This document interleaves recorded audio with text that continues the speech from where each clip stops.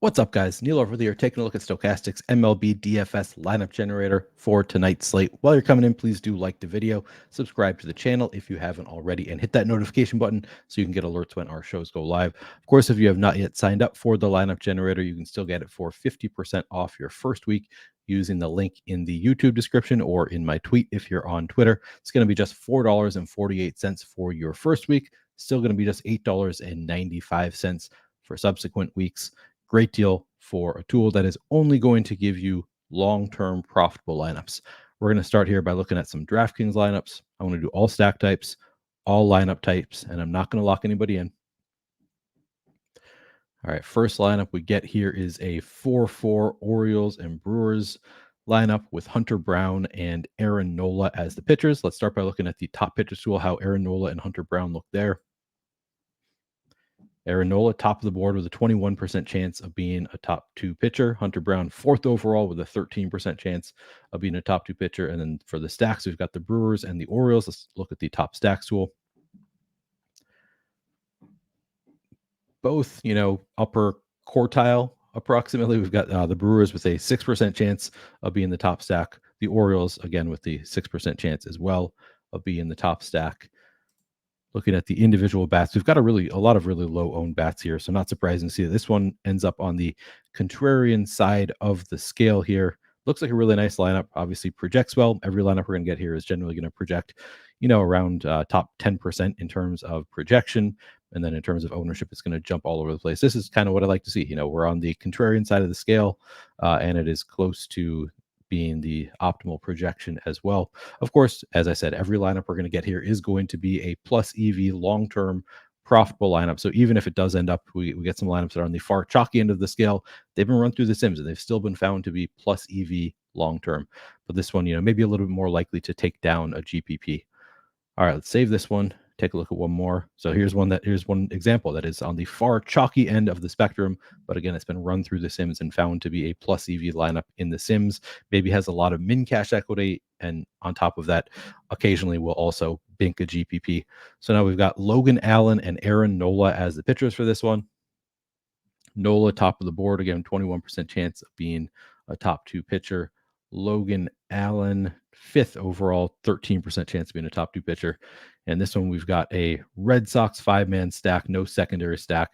Just got Endy Rodriguez, Tommy Edman, and Teoscar Hernandez one-offs. And then we've got the Red Sox, who are top of the board in terms of top stack odds, 10% chance of being the top stack.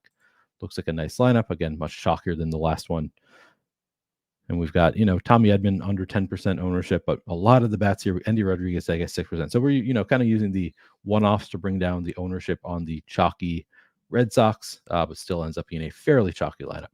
All right, let's save that one. Now this one again, contrarian. Let's go through and I'll just save 20 lineups. And then at the end, we'll take a look at what our exposures look like. Should have a nice mix since I did all lineup types.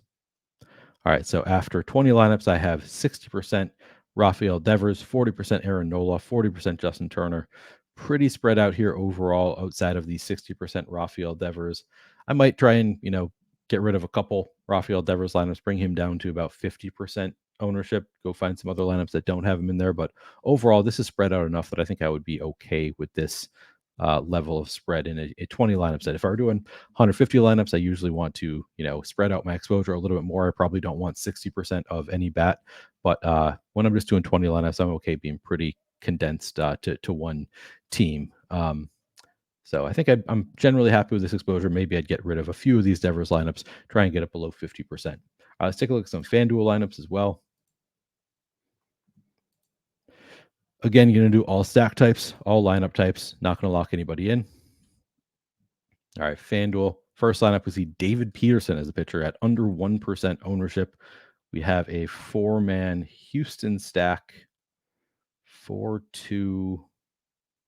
This is a 4-2-0 stack, 4 from Houston, 2 from Philly, 1 Red Sox bat. Oh, it's a 4-3 stack. This is just a 4-3 stack on FanDuel.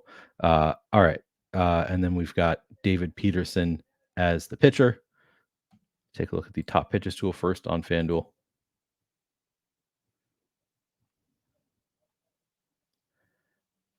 David Peterson showing up. He's not very high on the board here, but still has a 4% chance of being the top pitcher at under 1% ownership. So some nice leverage there, an 8% chance of being the top point per dollar pitcher on the board. So he's allowing you to pay up for some better bats. Again, we've got Houston and the Phillies as our two stacks here. Let's take a look at the top stacks tool. Phillies third overall with a 9% chance of being the top stack. Houston fifth overall with a 6% chance of being the top stack. So two of the better stacks on the board and two of the more expensive stacks on the board. Using David Peterson allows us to pay up for these expensive stacks. And this one falls on the contrarian end of the spectrum, the contrarian half of this meter at the very least. Looks like a nice lineup. All right, I'm going to save that one. Second lineup, a little bit chalkier, but still not extremely chalky. We've got Colin Rea as the pitcher now. We've got a 4-2-2 stack with the Phillies, the Guardians, and the Astros as the stacks. Let's take a look at Colin Rea first in the top pitchers tool. Again, we're paying down at pitcher to kind of a middling pitcher in terms of top pitcher odds, 4% chance of being the top pitcher. Paying down there, allowing us to pay up for some of the better stacks in the Guardians, Phillies, and Astros. Again, Phillies third overall, Astros fifth overall, and the Guardians still kind of top half here, 4% chance of being the top stack as well. Overall, a little bit chalkier, but still not an extremely chalky lineup. We've got some lower owned bats in this one as well, and the low owned Colin Rea. All right, I'm going to go through and save 20 lineups, see what we end up with.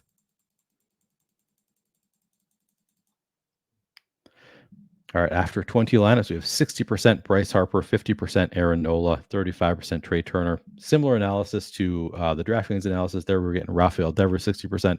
I think similarly, I would probably want to get below 50% Bryce Harper. Of course, 3.4K for Bryce Harper is not too bad. Not the end of the world to have 60%, but I'd probably get rid of a couple of those, maybe spread out to some non-Philly stacks in a couple more lineups just to spread out exposure, mitigate risk a little bit.